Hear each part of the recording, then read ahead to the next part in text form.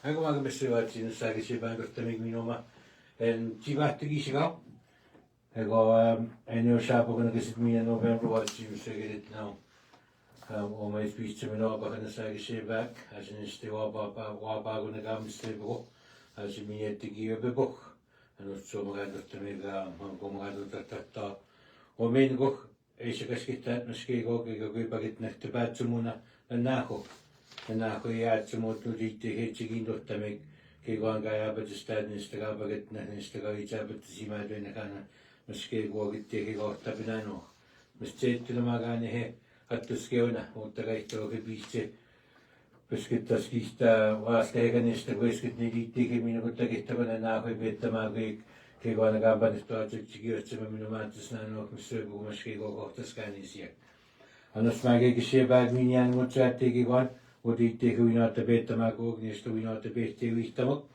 jag går att tjuga med henne men jag går så med tjuga med henne Natasha idag när vi inte bättre i vita nästa med går så att se med det går och att det bättre i vita med går igen mot det kan det så med sig bara det med gå med så på den här vad det då går med sig med det med okay good morning everyone good morning Good morning. good morning and welcome to our podcast show from the Mushkegowuk.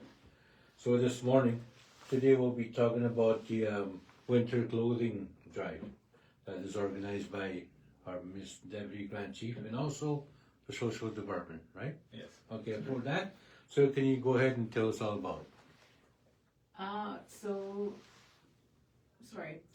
So the clothing drive, that's something that's been on my heart, I guess you can say, for the last few years since I started as Deputy Grand Chief. I do see people, our own people that are on the streets that are cold. That this is just a kind way, a really humble way of really helping our people. And what really triggered this for me was I was at Pick of the Crop. I was at Pick of the Crop one night and this gentleman was by the door. And I was sitting in my vehicle watching him and me and my son were getting ready to go in the store, and we see this gentleman by the door asking people for food, and people were ignoring him, and I was so sad. And I asked him what he wanted, and he wanted he said, "Can you give me 2 pieces of chicken and some rice?" he said. So then I was about to leave. I said, "Okay, I'll get you chicken and rice." And then he says, "Can you get me a Pepsi too?" he said. I'll always remember this conversation. And so I went in, we got his food, and we came back out. And he was just shaking. It was cold that day. It was really cold. And I was sitting so I went to my Jeep, we were getting ready to leave, and I was just watching him, and it really hit me, that these are our people out there. And I started to cry, and I told my son, Braden, I said, "Braden, go give this, as little as it was." I told Braden, I said, "Go give that guy my mitts." And Braden went and gave him his mitts, and he put them on right away. And then, just the look on his face when he went like this. And something so simple, just an act of kindness, such as giving mitts, it really, not only is it an act of kindness, but also, it helps with frostbite. Like, there's so many other things with it. And so I always hold that experience close to me. And when I see our people, that's what really triggered this. And thankfully, the director of social development, Karen Innes, and also the acting director of youth services, Jason Wesley, and Nick beside me here, who's the firekeeper coordinator, they all jumped in, ready to move forward with this. All right. You want me to translate it, or are you all good with that? It's all good? It's okay? Yeah. Okay. So in terms of that, maybe Nick, I'll go throw this at you. Maybe just tell us a little bit about your coordinating the firekeeper. Tell us all about it. What we do, what our program is we're running 7 days a week from 8 in the morning to midnight. And what our workers will do is just we'll be providing outreach services. We go out and about. We're looking for anybody who's on the streets or anyone who's in need of any sort of, and clothing would be one, or if we're trying to get them somewhere warm, where either it's a living space or if they want to go into treatment or detox, we can set that up for them. I know it's hard because the clients also need to want to. I know what our workers will do is we'll meet them daily, and we keep on them, just keep putting the idea into their head that, you know, these services are out there, we can connect you, and it's just establishing relationships with them. And coming, like with winter months, it's we are out there and we are looking for them if they are out at night. Like I know last winter, numerous times our team came across people that are just sleeping in the alleys, sleeping in the snow. And if we didn't come across them, and if we didn't pick them up and bring them into a place of warmth and safety, who knows what would have happened to them. With the temperatures that we get into -40s, some of them could have froze. So we are out there and we are trying to provide the supports for them. I look at it as we're a lifeline for our people that are on the streets, right? We advocate for them if they want to go to, like say the hospital, for instance. We will take them there. Our team does sit with them to advocate to make sure they get seen or get the services they need. We do provide, our office does open, and we provide a coffee program once in the morning, once in the evening, and that's just to give them that, you know, everyone deserves a warm cup of coffee, right? Just to warm up and just to have it in your hands. And with the clothing drive, I know it came up in a meeting we had, and it's something for some people it might be small, but it's very big for our clients. It's very big for our team. When clients come in and they are looking for something as simple as a pair of gloves, a toque, even a pair of socks, it's hard to say you don't have it. It's hard for my team members to say they don't have anything to give them, because it's just, I look at it as just the basic necessities of life, right? Like it's -40. I mean, when we go out and, you know, go sledding, snowmobiling, we dress up, you know, ski pants and parkas, and, you know, we wear it all because we want to stay warm. Whereas some of our people who are on the streets, they are out there 24/7, and sometimes they don't have those, you know, they don't have the toques, they don't have the mitts, they don't have the parkas, and just something as simple as socks. I mean, sometimes our people do come in and their feet are soaked, and we battle, like our people have, we battle diabetes, and, you know, feet care is something that is, it's very serious for us, and so just trying to keep them warm. So something like a simple pair of socks, it's so big to them, and it's keeping them alive. Well, that's really nice. That's good information. So I'm sure that people really do need help out there. Like we see it every day, right? And this is a great incentive with the number of homeless people in need. I think this will make a big impact, right? So how can people help? How can we donate? Well, there are 2 drop-offs. One is the Cedar office. What's the address here? Sorry, I don't know the address here. I just know where it is. Okay. 101 Cedar Street South. Sorry, guys. So 101 Cedar, all right? And then 101 Cedar Street South, we're on the corner of Cedar and 2nd. And then 150 Algonquin Boulevard East. And we're across from the National Bank. And if you go to Algonquin, there's a side door there. And we do have 2 people that are designated to take these donations in. And we have a specific list as to what, like just what Nick said, you know, hats, toques, socks, mitts, scarves. We're even going to be taking blankets, jackets, boots. And someone asked me, actually it was one of my son's teachers, she sent me an inbox and she said, can I send, those hand warmers where you put in your gloves? Yeah, the ones that heat up, yeah. Yeah. She asked me if she could send those. I'm like, yes, we'll take those too.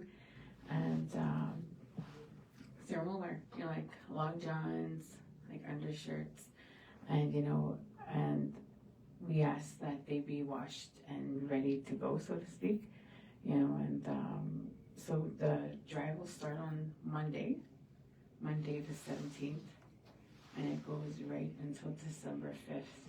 So there are 3 weeks there of potential drop-off dates. And then if you can't drop it off at any of these locations, there is an email attached to the poster so you can email youth department at mushkegowuk.ca and they'll make arrangements with you to come and pick up. So most definitely, like, we're trying to make this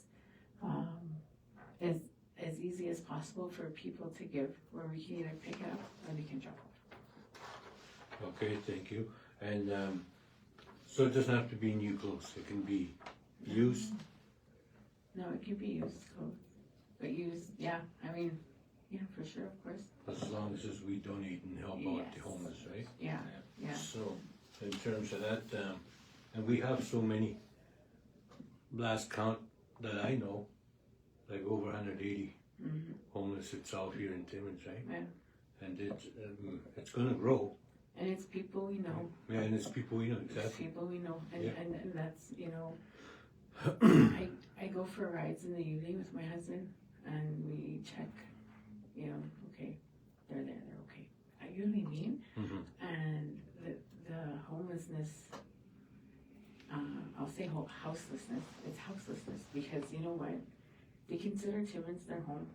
So to be removed from Timmins, that's taking them away from the services and the community that they know, the people that they know, their relationships that they have with people, that they're creating, like that's a community, the people that are in the streets. And who's to say, like that, like I'm not within that community, so I can't really speak on it, but I respect it. I respect that community and we have to take care of them. And so the houselessness issue most definitely is a big one, and what's even more concerning, I'll say this, is that we were just talking about this too actually, is that the nickel mine now is a national point of interest within Canada. So what is that going to look like? Like Timmins and the surrounding areas are going to start booming with even more people. And so that poverty line is going to move down where, people are going to be more vulnerable. So I'm really concerned as to what the next few years are going to look like for us. And with that said, do we need to also, I'm sure it's already in place in talks with that in terms of future, how do we get out of this poverty, homelessness or health? Yeah, it most definitely has to be joint efforts, and having partners that want to work with you, people that want to help. And again, Nick is that front line, and maybe he can speak more on that too. Yes, for sure. I know for us, it is hard. It is hard to bring our people out of it. Like if we get one, 2, 3 a month, that's a big step for us. It doesn't seem like it, but it is. It is because it's a lot of people. They have to want that change, and it just takes a while. And some may go once, some may go twice, some may go 3 times into treatment, and maybe on that 3rd or 4th time, that's the one that they finally make it through. And that's why we just have to keep on them. We just keep, and it's having the conversations, and it's like for our firekeepers, our team, they establish those relationships. I mean, they're meeting them every day. They're meeting them where the clients are. They're meeting them on the streets, and they're talking with them, and they're building that rapport, building that relationship, and it's always trust. They, like Deputy Grand Chief said, they are a community. They take care of each other. Trust is hard for them. They don't trust a lot, and it's hard to, and it takes a lot to build that relationship, to build that rapport, to be able to go where they are and to be able to talk with them, for them letting you in. And it takes a lot, and it's but like I said, it's 1, 2, 3. It's chipping away at it. It may seem like it's a small number, but it's just we just keep it going, and that's why they go to treatment, they go to detox, counseling, land base. Some want to return home, and it's working on that. It's setting it up for them. We do as much as we can. Like we do have a vehicle within our department, and so if someone wants to go to detox, we will take them right. We'll take them right away, because it can be a matter of minutes that they could change their mind. They can say no, they don't want to go. So we try and make it as easy as possible. If they say they want to go and we secure a bed for them, it's like we even have packages where it's all ready for them, all the toiletries and everything's there, so we just can kind of put them in the vehicle and off we go.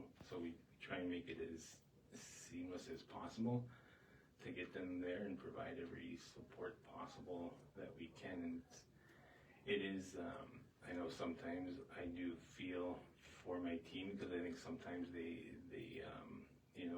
look at the numbers. The numbers are big, but we are making a difference. Right? Like we do connect families from the northern communities who are looking for their loved ones, because they all, like everybody, all the clients on the streets, they have whether they have a father, a mother, they're a sister, a brother.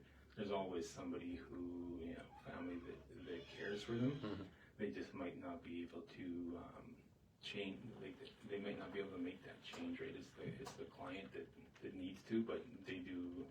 It is good when there is the love and support from family that do look for them. So a lot of times, that's what we do as well, is we connect, the loved ones. If they're checking for them, they might not have heard from them in, weeks, months. And we usually are fairly good at being able to do that, being able to find their loved ones and make that connection for them. Yes, for sure. Anything to add? No, I'm good. Okay. So in terms of that, I myself, I know all that stuff that how it is and what in terms of going towards the homelessness. I have nephews that are actually on the streets. They've been here years. It's like they're professionals. They're professionals out there, just like in terms of like they just don't want help, or they're too.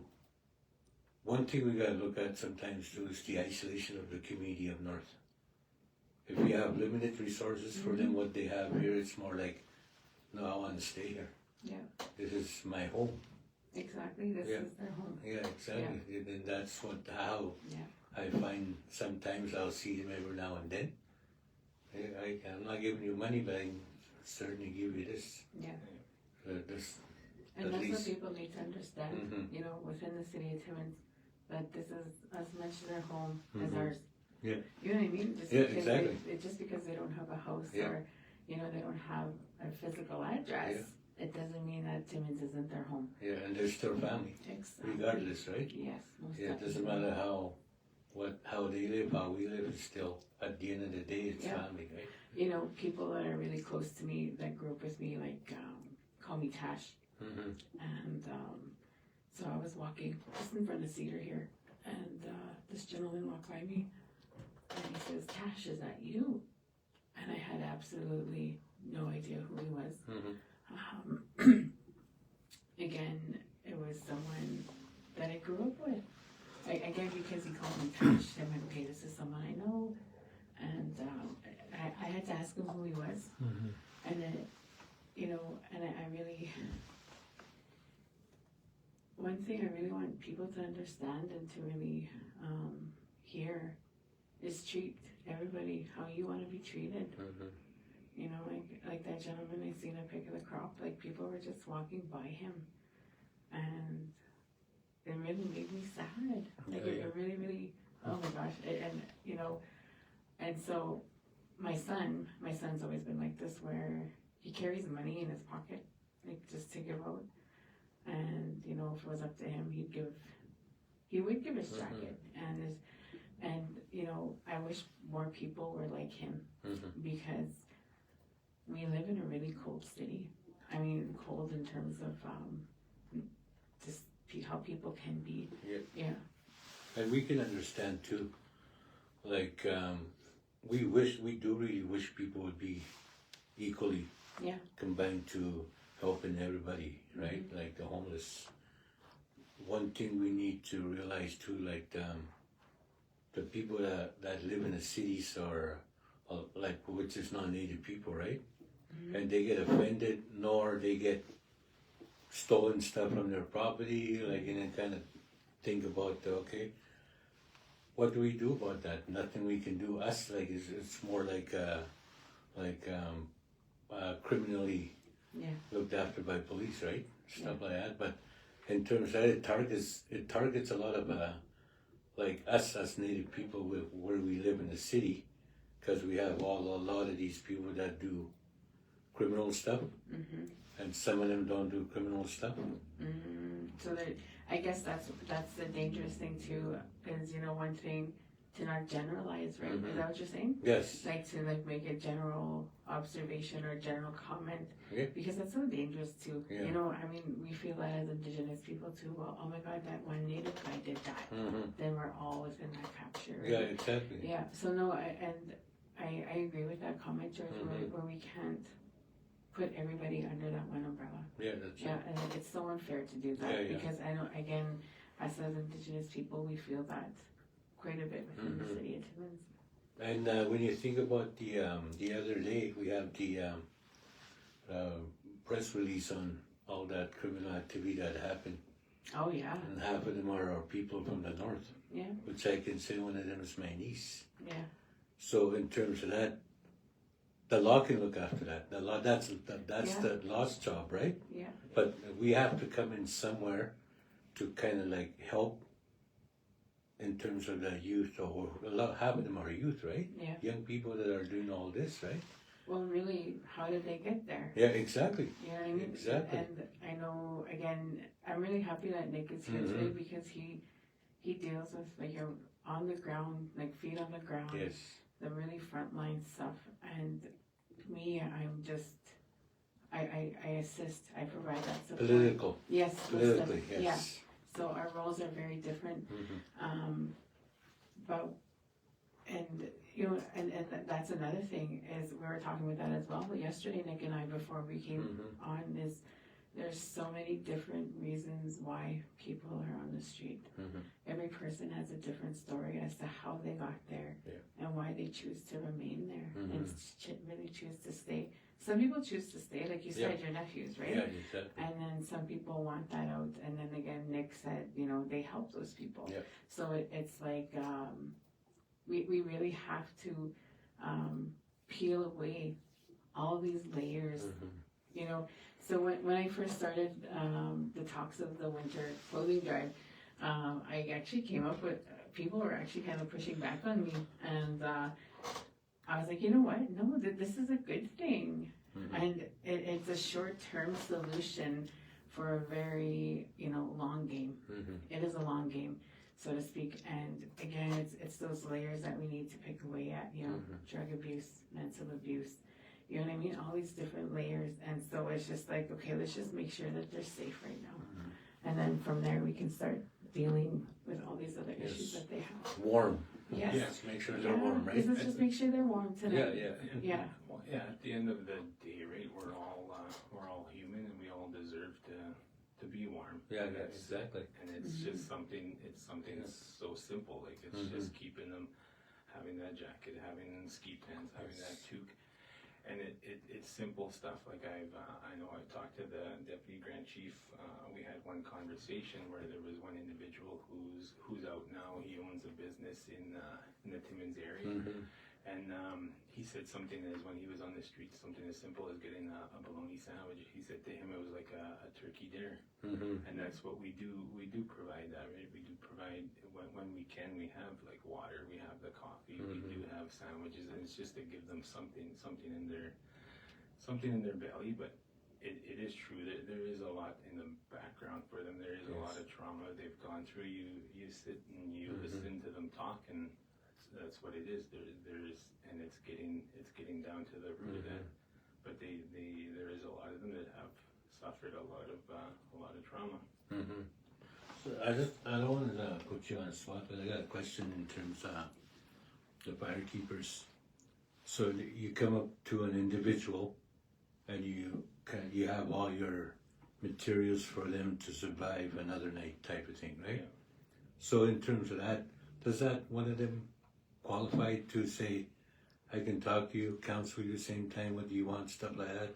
A lot of them, it's a good opportunity when they're out there, middle of the night.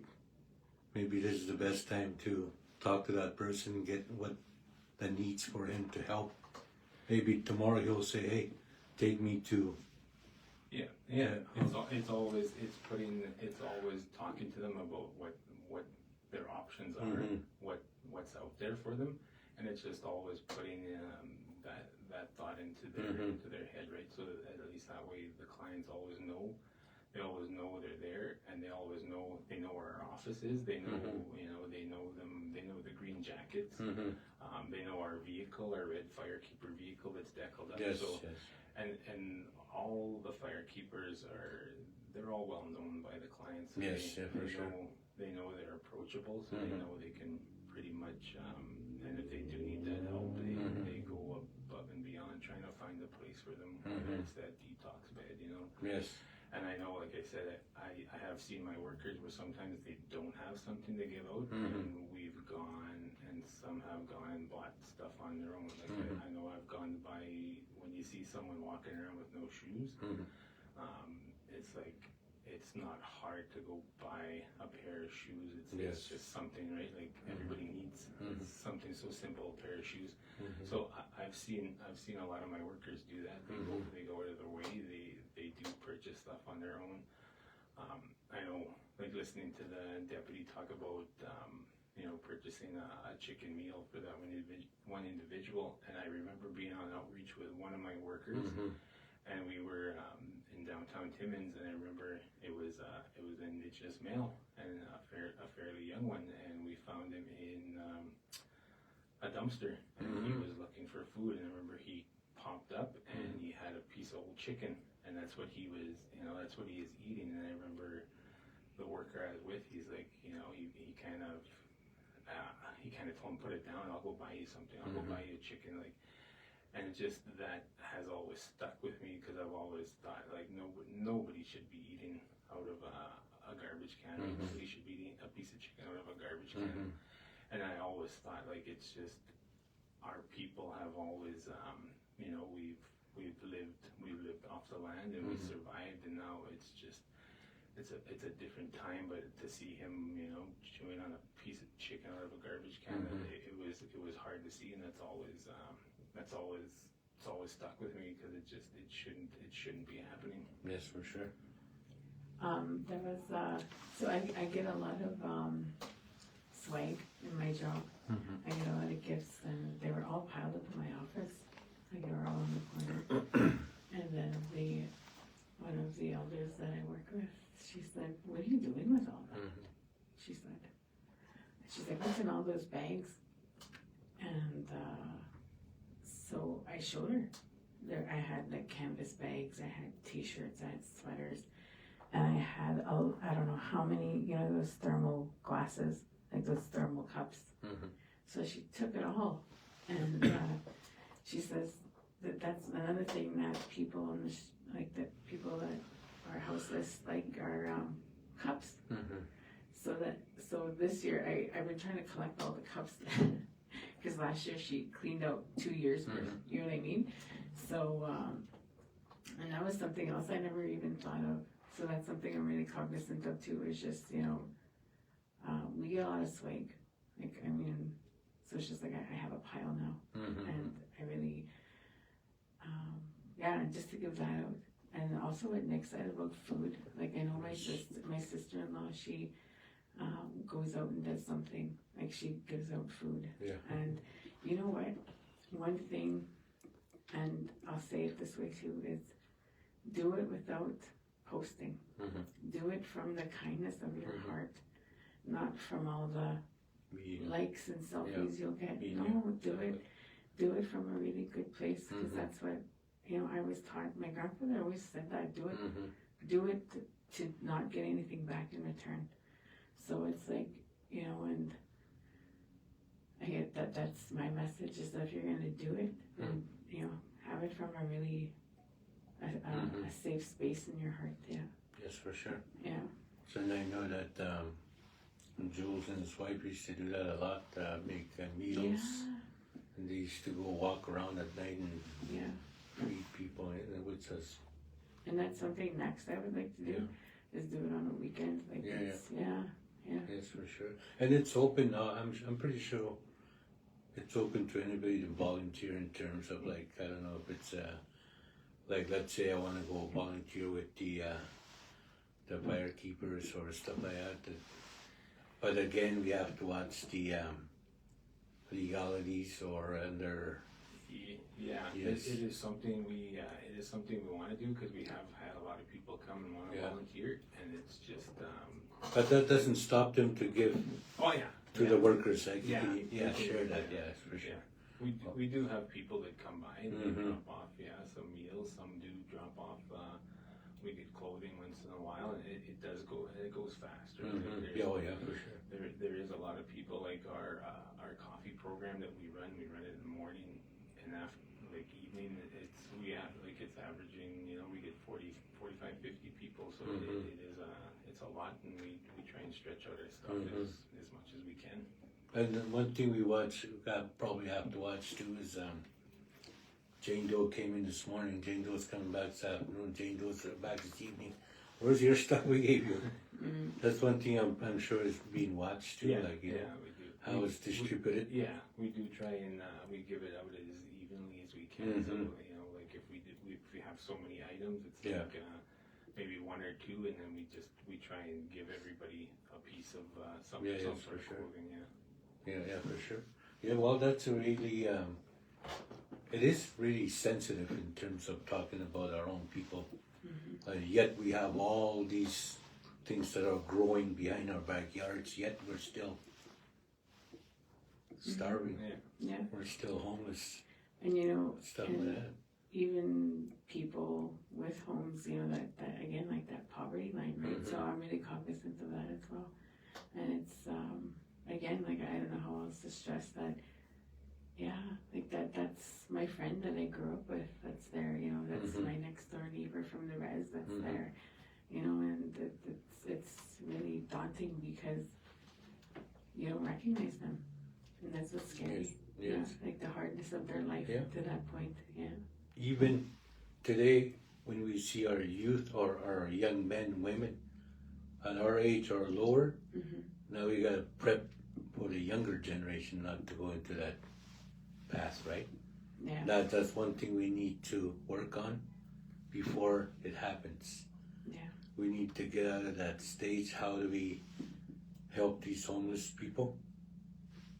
I don't know, house them out over here in the bush, house them over here, stuff like that. But one thing we need to always think about too is wait for them to say, I'm ready.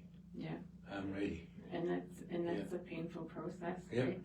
That being right to that point where they're ready. Yeah. Yeah, and it's painful for the family, and it's really, I can't imagine, because I've never been through that myself. But even for the person themselves, like what they have to go through. Yes, for sure. Yeah. So in terms of that, I know what do you call it? We're celebrating Christmas. It's upon us again. Another dig in your wallet and stuff like that, right? But I'm sure that if we were to organize, like, I'm sure there's organizations that already do that, like walk-in soup kitchen, but those are good to have. But in terms of that, we should all Mushkegowuk organized a big Christmas dinner just for the homeless itself. We were Then, we were kind then of you can joking have about that. somebody. Not joking, but we're kind of Yeah, saying like, yeah. we were saying like, okay, Lands and Resources will make all the potatoes. And yeah, there's You a know what whole I mean? yeah, Like sponsored by yeah, every First executive- Nation. Yeah, executive Yeah. will make the turkeys. Yeah, or, yeah. You know what I mean? Like each department, Mhm. and we'll say a department will make Yeah. the salad, and we'll come together and put together all these plates. And they have a warm place to eat. At least they're Oh, we can do recognized. that too. And then have somebody come and talk about how to get out of being a homeless person. Yeah, I mean, you know what? Even like having some kind of respite where they can have some comedy or something like that. Even that, Yeah, something for. The Swamp Rockers. Well, maybe, yeah, maybe. Hey, See, George, Ron. yeah, Ron there is you- good at a lot of things. There you go. He likes to juggle.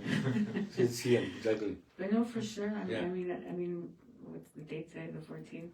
Who's to say that we can't do that? Yeah, for sure. It's something that I guess we'll have to talk about in-house more. Yeah, yeah.